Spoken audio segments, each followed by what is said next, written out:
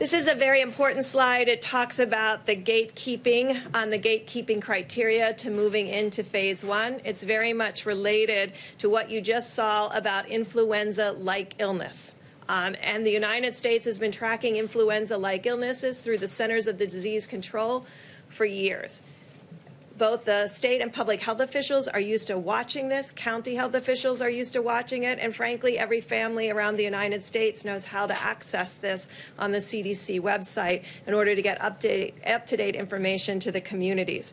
It also looks at a syndromic emergency room type visits, again, housed at the CDC, and really is our surveillance program that can be utilized for a lot of different illnesses, but in this case will be utilized for respiratory diseases. In addition, we are tracking the number of cases, and it must have a downward trajectory for 14 days, as well as the influenza-like illness and the syndromic illnesses, and a downward trajectory in the number of positive tests with persistence of high levels of testing. For the hospitals, it's to ensure that we can treat all patients without resorting to any crisis care, and ensuring that there's a robust testing program in place for at-risk healthcare workers, including frontline responders, with their emerging antibody tests. Next slide. Now, just to show you what this looks like. So what the CDC did for me under the direction of Bob Redfield was to chart what the syndromic illnesses were reporting throughout the early part of March. And you can see in New Orleans, respiratory diseases were starting to be seen in the emergency room. That is the red line. The cases are shown in the dark blue line. The gray mountain is testing, and underneath that is the blue mountain of positives. And you can see that the early alert was present from the emergency room about early respiratory disease. You can see it predated the cases. So throughout the summer, when we do not have flu to contaminate this picture, we'll be able to follow this syndromic pattern, city by city, county by county, community by community, state by state. Next slide. In addition, the CDC has the influenza-like illness net distributed throughout the United States, very useful in the winter time. That first peak is influenza B in the red. That's this season. I showed you all the seasons here, so you could see the seasons as they are displayed. The first peak is influenza B, second peak influenza A, and then you can see the coronavirus. And you can see its decline, and it's declining towards baseline. This will allow us, again, city by city, community by community, state by state, to look for variations in an early response mode in those localities that I described. Next slide. So hopefully you see that we've brought CDC and their amazing talent of individuals at the Center for Disease Control and Prevention, and all of their abilities to this response and also to the surveillance that we need in this response. But I want to call your attention to the third bullet on this graphic. So we're tracking those two pieces that I described. But the third bullet is about setting up sentinel surveillance sites to be able to distinguish and find asymptomatic individuals. Individuals that you've heard about that may be either pre-symptomatic or asymptomatic throughout their entire disease course.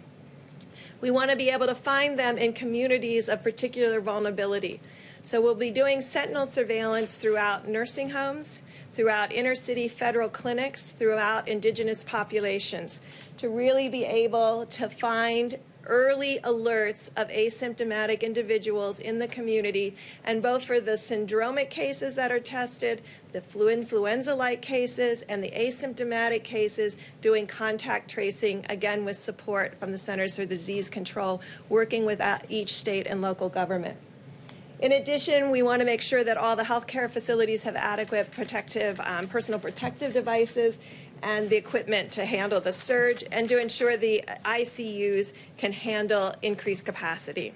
We want every state to have a plan for the health and safety of its workers in critical industries, and to protect the health and safety of those living in high-risk facilities, including senior care facilities, as we discussed with sentinel surveillance, but also additional surveillance.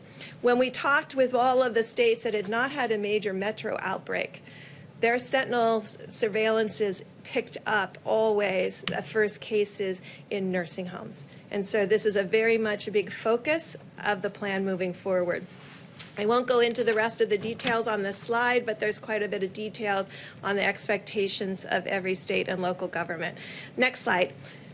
You'll recognize this slide. Next slide, please. You'll recognize this slide. It's what we've been talking about in the 15 and 30 days to prevent the spread. It's continuing those critical hand washing or sanitizers, not avoiding touching your face at all times, disinfecting surfaces, using face covering while in public, following state and local guidelines, and critically staying home if you are sick. I know a lot of people go to the workplace when they are feeling ill. You know when you're feeling ill.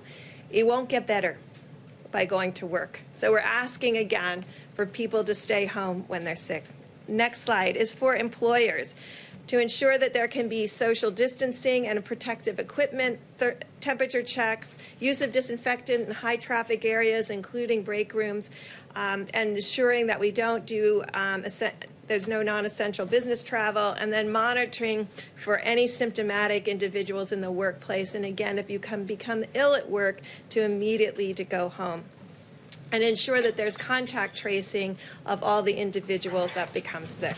I'm going to go through the phases very quickly, but you have the details. Phase 1. Again, you have to go through those gating criteria related to 14 days of decreasing evidence of illness and decreasing testing despite adequate testing.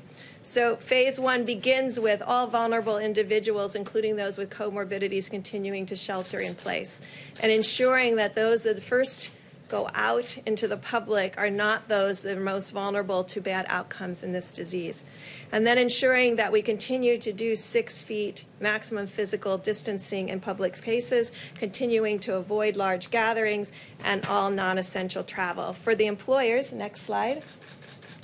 Again, if a vulnerable population needs to return to work and cannot be teleworking, there should be special accommodations for all vulnerable populations, as well as options for teleworking. We believe every employee should encourage work return in phases from 20% or 25% to 40% to 50%. And again, minimize all non-essential travel. Phase 1 continued. Next slide. If the schools are already closed, they should remain closed. All visits to senior living facilities and hospitals should continue to be prohibited. Large venues, including sit-down dining, can only be operated under strict physical distancing protocols and maintaining those 6 feet. Gyms could open if they, again, could adhere to strict physical distancing, and elective surgeries can resume on an outpatient basis. Phase 2. Next slide. Next slide. Again, you have to go through the criteria again of a continuation of another 14-day decline among those criteria that were in the gating. Again, we're asking for all vulnerable individuals shelter in place. We did not put a timeline on any of the phases. We want the governors, with the data that they have, community by community, to be setting up those timelines. Again, we're asking for the public to continue to maximize physical distance. However, we increased social settings to be able to now have 50 individuals, and non-essential travel can resume. Next slide. This is for the employers. We still would like to encourage telework, and the common areas should remain closed or be physically distanced. All non-essential travel for employees can resume. And then, again, special accommodations for vulnerable. Next slide. This should be a relief to many of households that have small children. Schools, daycares, and camps can reopen in phase 2. Visits to senior living facilities, however, should remain in hospitals prohibited. Large venues can operate, but solely under moderate physical distancing, and elective surgeries can resume on an outpatient and inpatient basis. Phase 3. And so phase 3, I won't go through in detail, is essentially returning to our new normal with all of what we talked about through all phases, continuing the good hygiene practices, continuing the respect for spaces between individuals, because we know that we still have an issue with asymptomatic spread. I do believe with this plan that we're both confronting the issue of finding symptomatic individuals through our networks with early alert, as well as those who come and present to different hospitals and emergency room with testing and contact tracing, but critically have put in place what we believe is a safety net through asymptomatic sentinel surveillance that is centered around our most vulnerable groups between nursing homes and our Native American people and indigenous populations, and our inner city groups that we know may be in multi-generational households and of unique risk. Hi everyone, George Stephanopoulos here. Thanks for checking out the ABC News YouTube channel. If you'd like to get more videos, show highlights, and watch live event coverage, click on the right over here to subscribe to our channel, and don't forget to download the ABC News app for breaking news alerts. Thanks for watching.